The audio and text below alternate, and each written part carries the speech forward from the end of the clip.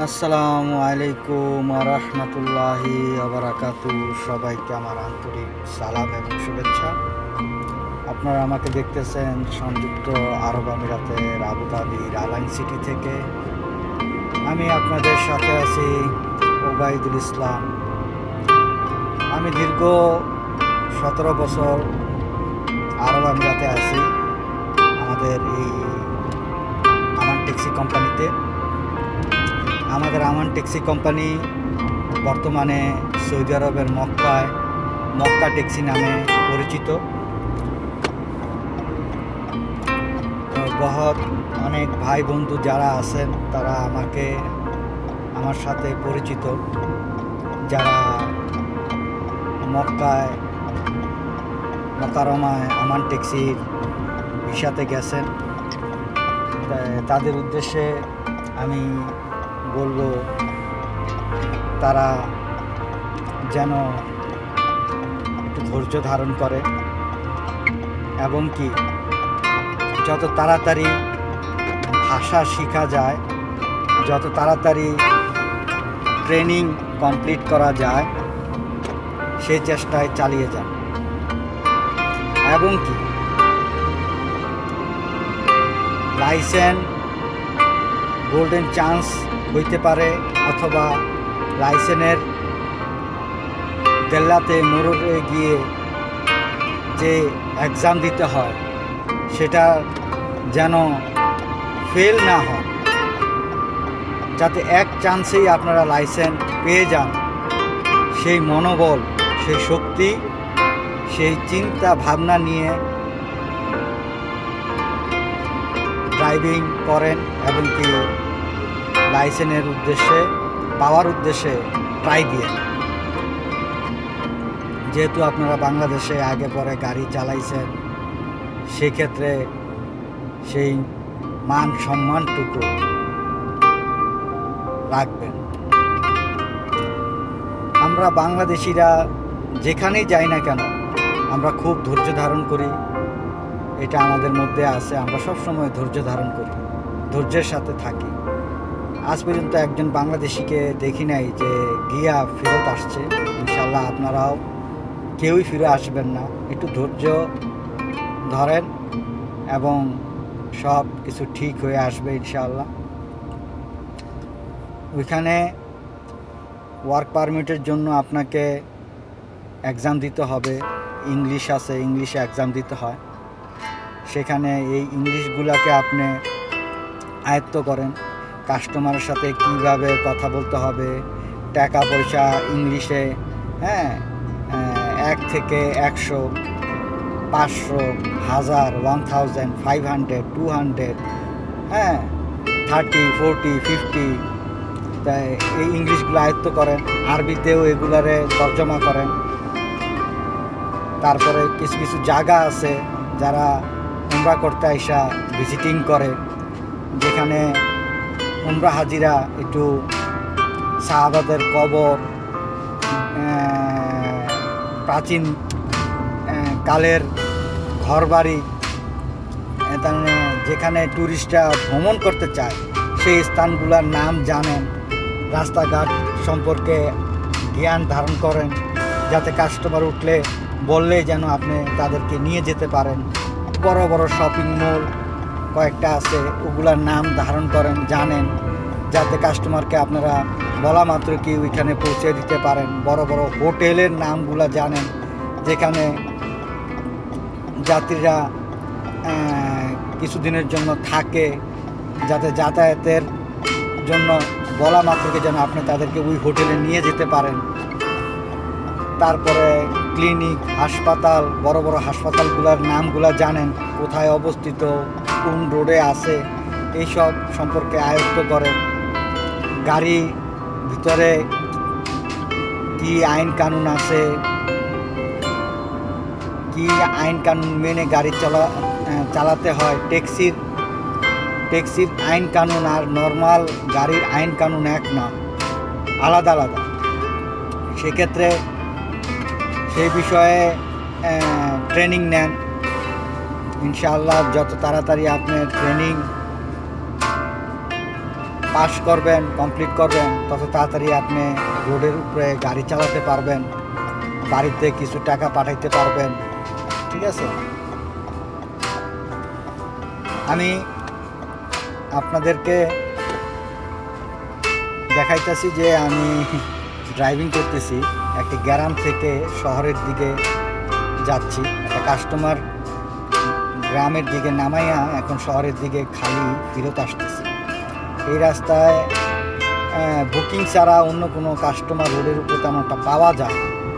ঠিক আছে, তো সে সুবাদে আমি বলতেছি যে একটু কথাবার্তা বলি আর একটু ভিডিও চিত্র করি, যাতে কথা বলার কিছু সুযোগ তৈরি হয়।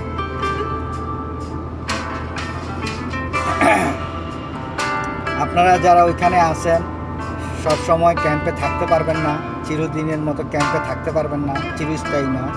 আপনারা লাইসেন্স পাইলে, গাড়ি পাইলে 15-10 দিনের মধ্যেই আপনাদেরকে ক্যাম্প ছাড়তে হবে। এবং কি ক্যাম্প ছাড়ার সময় হয়তো একসাথে 4-5 জন গাড়ি পাবেন, 4-5 জন 10 জন হয়তো একসাথেই ক্যাম্প থেকে বাইর হতে হবে। তাহলে 4-5 জনের মধ্যে 5-6 জন একত্রে থাকার জন্য একটা রুমের ব্যবস্থা করেন, একটা যাদের সাথে মনে মন মিলে তাদের সাথে রুম নেন। কারণ আপনাদের বাইরে রুম নিতে হবে, শেয়ারিংয়ে রুম নিতে হবে, থাকতে হবে।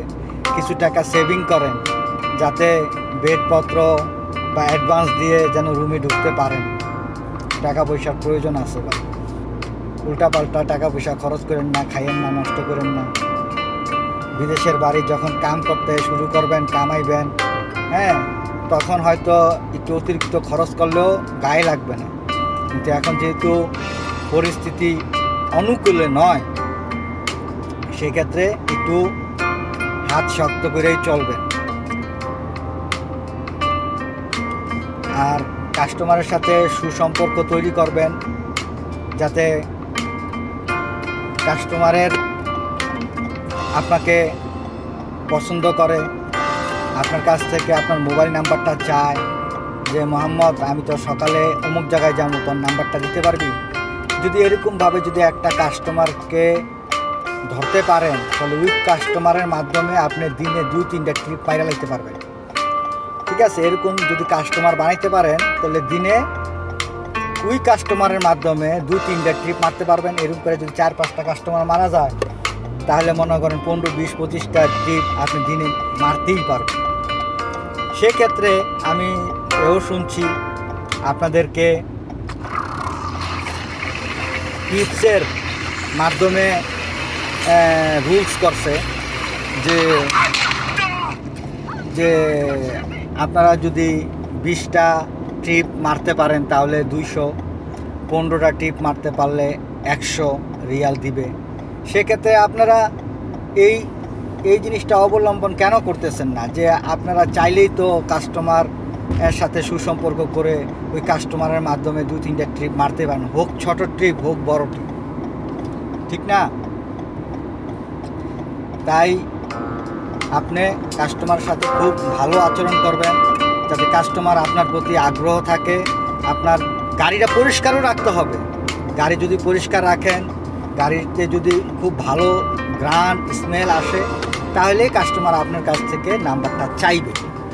ঠিক আছে, আর কাস্টমার হেল্প করবেন, মাল সামানা উঠানোর সময় হেল্প করবেন, নামানোর সময় হেল্প করবেন। ঠিক আছে, তাহলে একটা কাস্টমারের সাথে একটা ড্রাইভারের সম্পর্ক তৈরি হয়।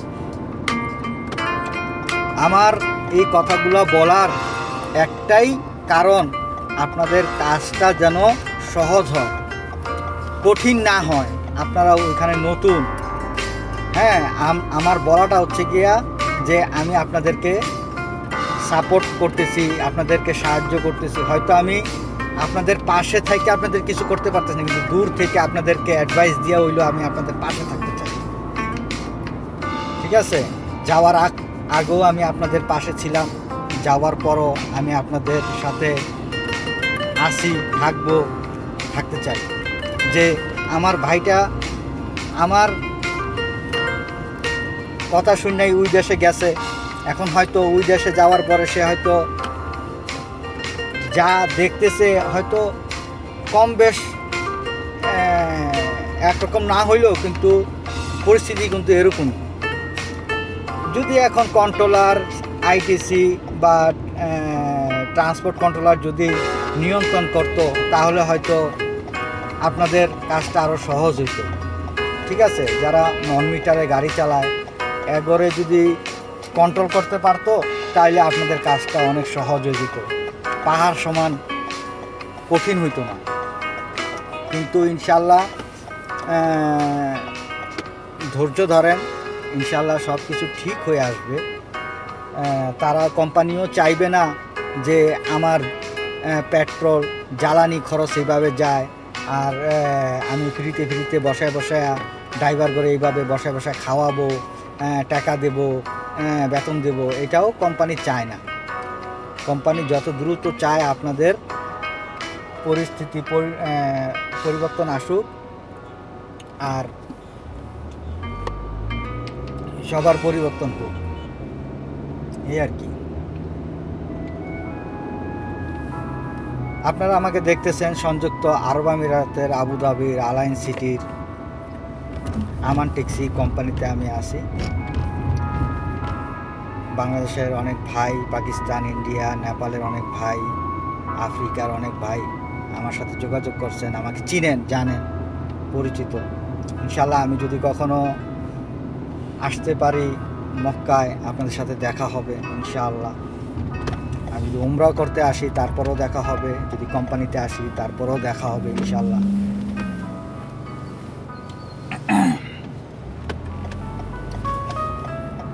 তাই আপনাদের ব্যাপারেও আমাকে জানাবেন, খোঁজ খবর দিবেন, আমার ভিডিও পাইলে প্রশ্নাদি করবেন, ইনশাআল্লাহ সব ঠিক হয়ে যাবে। আপনারাও আমাকে প্রশ্নাদি কইরা আপনাদের মতামত জানাবেন ইনশাআল্লাহ। দেশ ও দেশের বাইরে যে যেখানে থেকে আমার এই ভিডিওটা দেখতেছেন, অবশ্যই আমাকে সাপোর্ট করবেন। আমি আপনাদেরকে যেভাবে পারি আমি আপনাদেরকে সাপোর্ট করার চেষ্টা করব ইনশাআল্লাহ।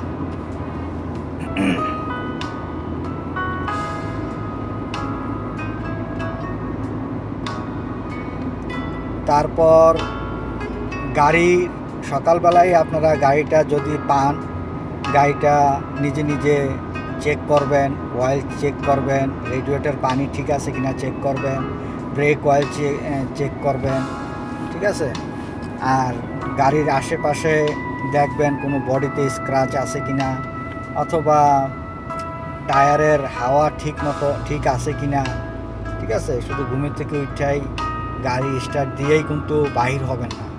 যখন আপনি গাড়ি স্টার্ট দিবেন তখন 5-6 মিনিট গাড়িটা স্টার্টে রাখবেন, গাড়িটা একটু যেন ইঞ্জিনটা একটু গরম হয়, অয়েলটা যেন সব জায়গায় ছড়ায়।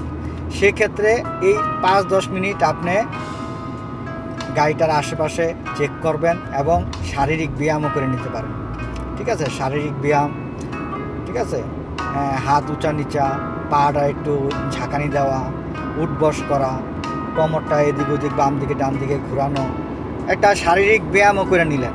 তারপরে গাড়িতে বসলেন। গাড়ির ভিতরে যদি কোনো, রাত্রে তো গাড়িটা স্টপ করছিলেন, এখন গাড়ি দিনের বেলায় স্টার্ট করে বাইরে হবেন, এখন গাড়ির ভিতরে দেখেন কোনো ময়লা টয়লা পইরা আছে কিনা, কোনো টিস্যু পেপার পইরা আছে কিনা, গাড়িতে কোনো আবর্জনা আছে কিনা, হ্যাঁ, কার্পেটটা একটু বালু মালু থাকলে একটু ঝাইরা মুইরা নেন, একটু পরিষ্কার মরিষ্কার কইরা ঝাড় মুখ দিয়ে তারপরে আল্লাহ বিল্লাহ নাম নিয়ে বাইর হন।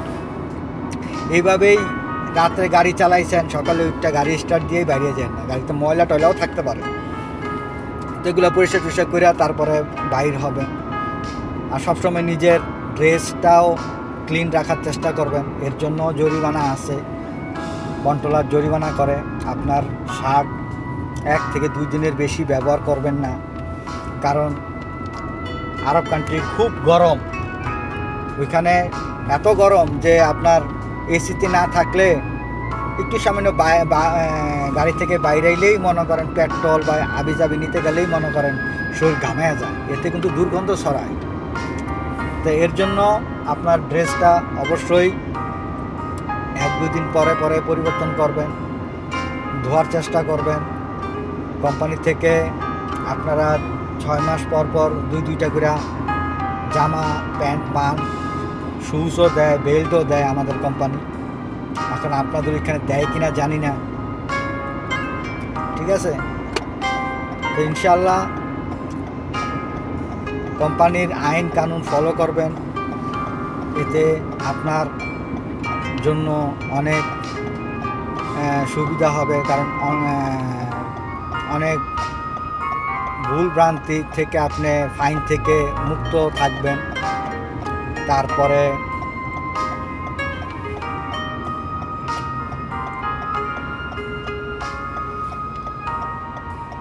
আর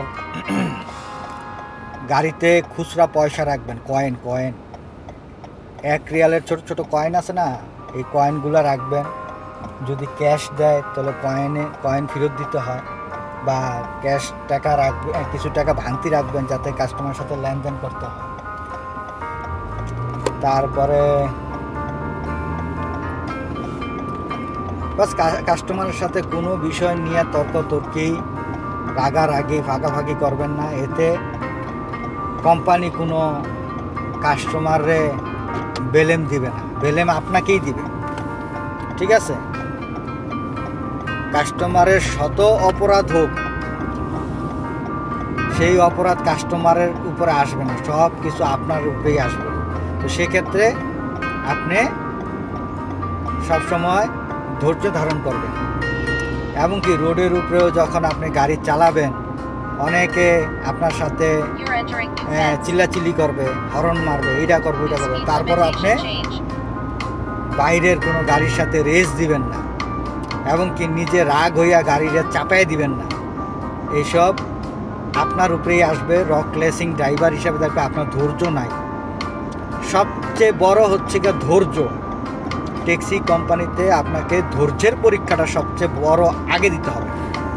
আপনি যত ধৈর্য ধরতে পারবেন তত সাইন করতে পারবেন এই ট্যাক্সি কোম্পানিতে, বুঝছেন। যত ধৈর্য ধরতে পারবেন ততই আপনি সাইন করতে পারবেন।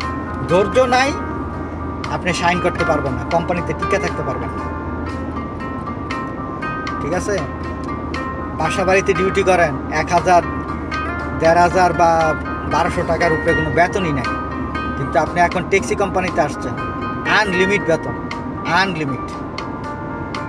যত কামাইবেন তার উপরে কমিশন, যত ট্রিপ দিবেন তার উপরে আপনার কমিশন, সব কিছু নির্ভর করে। এর জন্য ধৈর্যের খুবই প্রয়োজন। গাড়িতে তেল না থাকলে তেল ভরেন। মানুষে ব্যবসা করতে হইলে পয়সা ইনভেস্টমেন্ট করে, আপনিও কোম্পানিরই তো তেল, কোম্পানি আপনাকে টাকা ফেরত দেবে, কিন্তু আপনি তো ইনকামও করতে হবে। সেক্ষেত্রে আপনাকে বৈশা তেল জ্বালাইতে বলে না। আপনি তেল ভরছেন, বৈশা গাড়ি স্টার্ট দিয়ে তেল জ্বালাইতেছেন, এতে আপনার ইনকাম হবে? আপনাকে তেল যেহেতু ভরছেন, রাউন্ডও মারতে হবে, কিলোমিটারও ঘুরতে হবে। কোম্পানি তো দেখতেছে আপনি কতটুকু পরিশ্রম করতেছেন। আপনি গিয়া গেটের সামনে বয়ে রয়েছেন, আপনি যদি কিলোমিটার উঠান, ঘুরেন, গাড়েন, তাইলে সেটা কোম্পানি মনে করবে যে না রে বাবারে, এত 200 কিলোমিটার ঘুরছে, এত চেষ্টা করছে।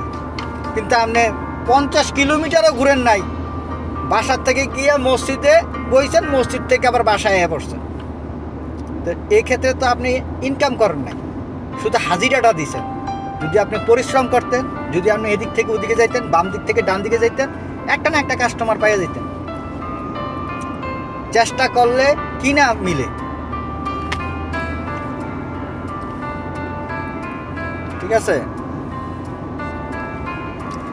আপনারা আমাকে দেখতেছেন সংযুক্ত আরব আমিরাতের আবুধাবির আলাইন সিটি থেকে। আমি আমান কোম্পানি ট্যাক্সিতে একজন ড্রাইভার। আমি আপনাদের উদ্দেশ্যে কথাগুলো বলা মানে আপনারাও আমার ফ্রেন্ড, আপনারাও একজন ড্রাইভার। আমি হয়তো আপনাদের বয়সে ছোটই হব, কিন্তু কার কথা কখন, কার পরামর্শ কখন কাজে লাগে সেটা কিন্তু বলা যায় না, ঠিক আছে। যেহেতু হয়তো আমি কোম্পানিতে আসি, ট্যাক্সি চালাইতেছি, আমি আপনাদেরকে 2টা কথা বললে হয়তো আপনার উপকারও আসতে পারে। কিন্তু আপনারা যদি পারেন আমাকে পরামর্শ দিয়ে, হয়তো আপনাদের কাছ থেকে আমি কিছু শিখতে পারবো, জানতে পারবো, ঠিক আছে।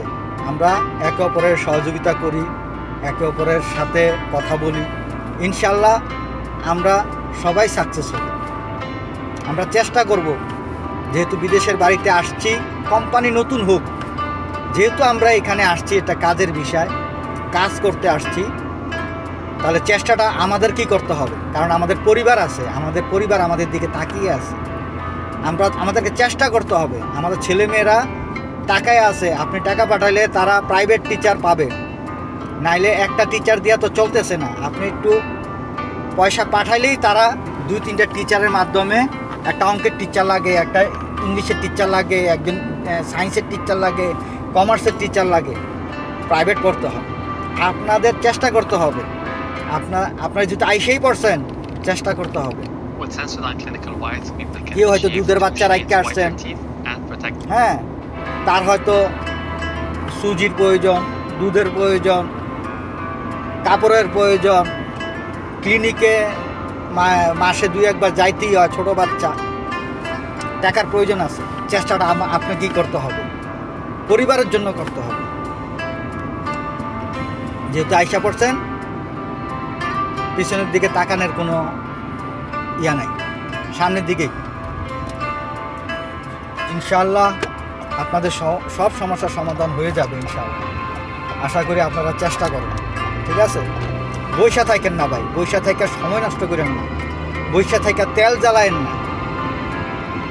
এখানে না ওইখানে যান, এদিকে নাহলে ওদিকে যান, দৌড়াদৌড়ি করেন, গাড়ি নিয়ে ঘুরেন, দেখবেন আপনার কাস্টমার আপনি পাইয়া যাবেন। কিন্তু এক জায়গায় বৈশা থাকেন না, বৈশা সময় নষ্ট করেন না। এতে আপনার শুধু সময় নষ্ট হবে, একদিন আপনি ধৈর্য হারা হয়ে যাবেন। যদি আপনি এদিক ওদিক যাইতেন, যদি এদিক ওদিক ঘোরাফেরা করতেন, বাজারে যাইতেন, শপিং মলে যাইতেন, বিভিন্ন ভিজিটিং এরিয়া যাইতেন, যেখানে হাজিরা আইসা এদিক ওদিক প্রাচীন বিল্ডিং, পাহাড় পর্বত দেখতে যায়, নদী নালা দেখতে যায়, কবরস্থান দেখতে যায়, যদি ওদিকটাও যদি রাউন্ডিং মারতেন, তাহলে 2-1টা কাস্টমার পাইয়েই যেতেন। কিন্তু আপনি মসজিদের গেটের সামনে বয়ে দিয়েছেন। ভাই, আল্লাহরে ডাকলে তো আল্লাহ তো হাজিরা দেয়, কিন্তু আল্লাহ তো চায় যে আমার বান্দা নিজে কিছু করুক। আপনি যদি একটু পরিশ্রম করেন, আল্লাহ তো দিবেই। একটু পরিশ্রম করেন, বৈশা থাকলে হবে? বৈশা থাকলে তো হবে না। তাই চেষ্টা করেন ভাই, ট্রেনিং নিতেছেন, নেন। আরবি ভাষা যত তাড়াতাড়ি শিখবেন, তত তাড়াতাড়ি আপনি উন্নতি তত তাড়াতাড়ি আপনি ভালো ইনকাম করতে পারবেন।